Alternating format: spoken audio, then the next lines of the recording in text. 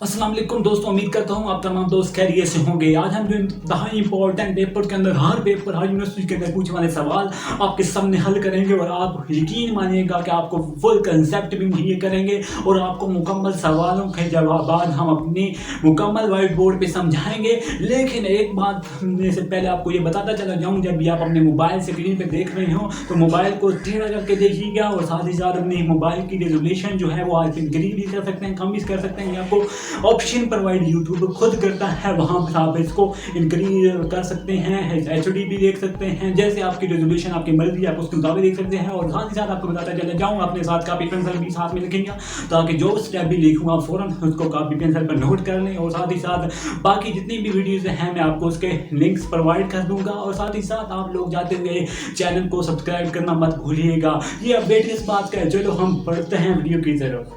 सी का एक बहुत ही इंपॉर्टेंट टॉपिक करने वाले हैं। जी हाँ, उस टॉपिक का नाम है what is conical pendulum. Conical pendulum, और वो ये कहता है कि इसका आप क्या चीज़ कैलकुलेट करें, कैलकुलेट इट्स पीरियड। अगर BSc का सबसे इंपॉर्टेंट टॉपिक इस चैप्टर का माना जाए तो ये टॉपिक सबसे ज़्यादा इंपॉर्टेंट है। जी हाँ दोस्तों, अब हम बढ़ते हैं इसको फुल एक्सप्लेनेशन के साथ हम डिस्कस करेंगे। जी हाँ, सबसे पहले हम इसकी कुछ डेफिनेशन करेंगे। डेफिनेशन कुछ हमारे पास इसकी यूं है। सपोज कर लो कि ये हमारे पास एक रिजिड बॉडी है। क्या है? एक रिजिड बॉडी लगी हुई है, या आप कोई पाइप समझ लें, सपोज कर लें, और एक रिजिड बॉडी है। मैंने इसके एक सस्पेंशन पॉइंट लिया, सस्पेंशन पॉइंट के साथ मैंने एक स्ट्रिंग जो है वो लटका ली। ये है सस्पेंशन पॉइंट, मैंने एक स्ट्रिंग लटकाई, उस स्ट्रिंग के साथ मैंने क्या चीज़ अटैच कर दिया, एक बॉब मैंने एक स्ट्रिंग के साथ एक बॉब मैंने अटैच कर दिया। अब जी हाँ दोस्तों, अब हम बढ़ते हैं इसकी प्रॉपर डेफिनेशन के साथ। इसकी डेफिनेशन ये कहती है the Bob fixed at the end of the string, the bob fixed at the end of the string when rotated in a horizontal circle। आपने इसको रोटेट करना है किसके साथ? horizontal circle के साथ। क्या है? the bob fixed at the end of the string when rotated in a horizontal circle such that क्या करे, ये जो बॉब है ना, ये क्या चीज थी? such that bob describe a cone।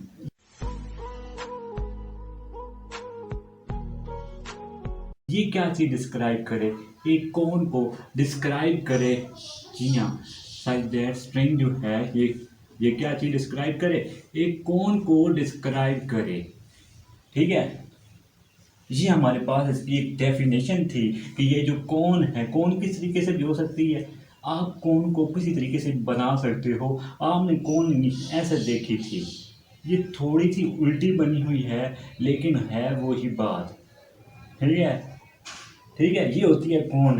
इसकी एक्सप्लेनेशन की तरफ, इसकी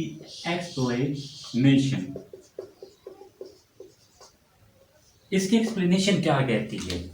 कंसीडर, आपने बिल्कुल डेफिनेशन जिस तरीके से हमने की इसी तरह हम इसकी एक्सप्लेनेशन करेंगे। क्या करेंगे? हम कहेंगे consider a Bob is hang with the help of string and at the end bob is attached। किसके साथ? at the end of the string and the string is attached with, किसके साथ अटैच है? rigid body के साथ।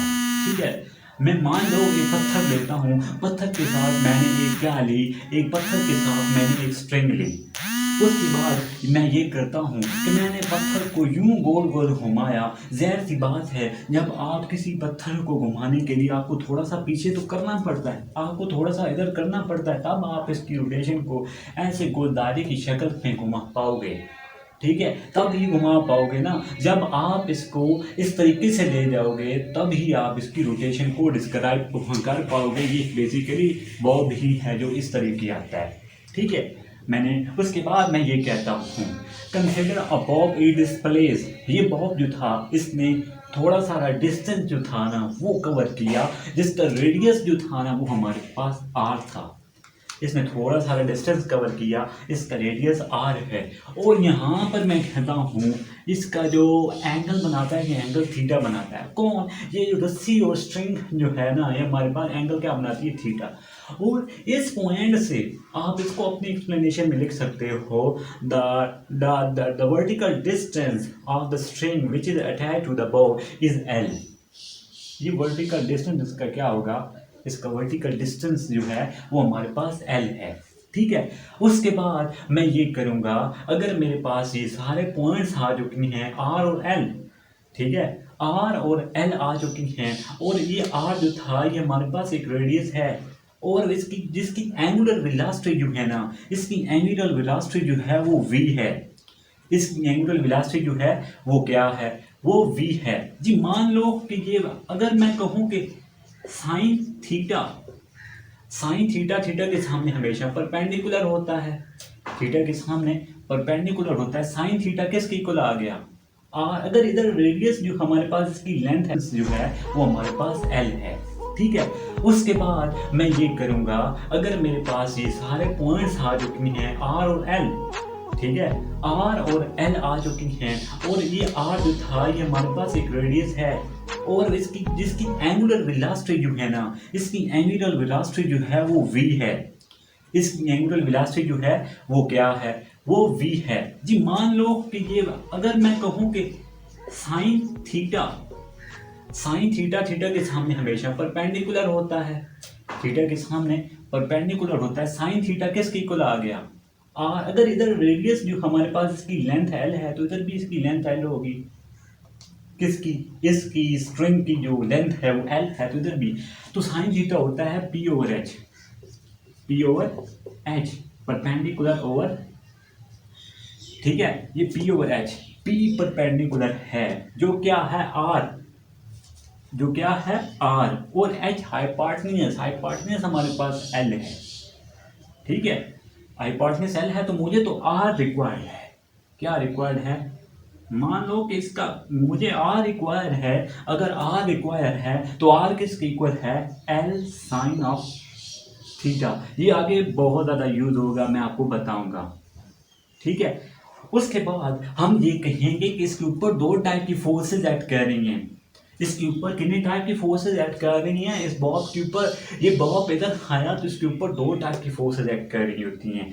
एक force जो act करती है ना, उसका नाम है ग्रेविटेशनल फोर्सेज इसके ऊपर। अगर बात मैं बताने लगा हूँ फोर्सेज की, फोर्सेज इसके ऊपर टू टाइप्स की एक्ट करती हैं। एक होती है एफ जी फोर्स, एक एफ जी फोर्स है जो कि डाउनवर्ड हेड की तरफ एक्ट कर रही है, और सेकंड फोर्स जो है वो हमारे पास टेंशन है। सेकंड फोर्स कौन सी है दोस्तों? टेंशन है। टेंशन जो है वर्टिकली अपवर्ड एक्ट कर रही है। मैं मान लो ये कहता हूँ, ये टेंशन जो है ये अपवर्ड एक्ट कर रही है। मैंने क्या कहा? ग्रेविटेशनल फोर्स डाउनवर्ड एक्ट कर रही है, और टेंशन फोर्स जो है वो अपवर्ड एक्ट कर रही है। जी हाँ। उसके बाद मैं आपको इसको रेक्टेंगुलर कंपोनेंट्स में रिजॉल्व करके दिखाऊंगा। किसको? टेंशन को। जी हाँ। अब हम बढ़ते हैं इसको, विंग इनटू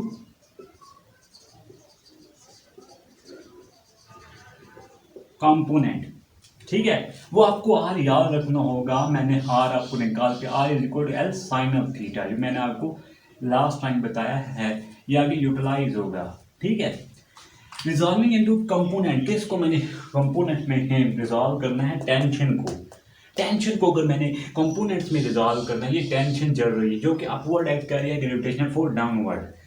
जी दोस्तों, आप देख रहे हो यहाँ पर अगर बॉब खड़ा है तो बॉब का कोई वेट भी तो है, वेट जो एक्ट करता है डाउनवर्ड, तो ये भी तो बॉब ही है ना, क्योंकि ये रस्सी को आप इसको जब घुमाने लगे आपको यहाँ पर लाना ज़रूरी है, तभी इसको हम गुलदारे की शक्ल में एक्ट करवा रहे होगे।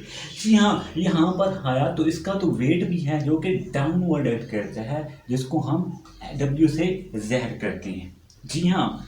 अगर इसका वेट टेंशन को मैंने टेंशन को जब मैंने कंपोनेंट में रिजॉल्व करना है, तो दोस्तों मैं कहता हूँ, मान लो कि यहाँ पर एक और कंपोनेंट, मैंने इसको कंपोनेंट में रिजॉल्व किया। कंपोनेंट में रिजॉल्व करके यहाँ पर मैं मान लेता हूँ एंगल थीटा है। जब मैंने टेंशन को रिजॉल्व किया तो थीटा के साथ टी कॉज ऑफ थीटा होता है, ठीक है। तो इसके साथ क्या होगा, टी साइन थीटा, इसका परपेंडिकुलर होता है टेंशन थीटा का, ठीक है। पता चल गया थीटा के सामने परपेंडिकुलर, ये इधर चल रहा है ना।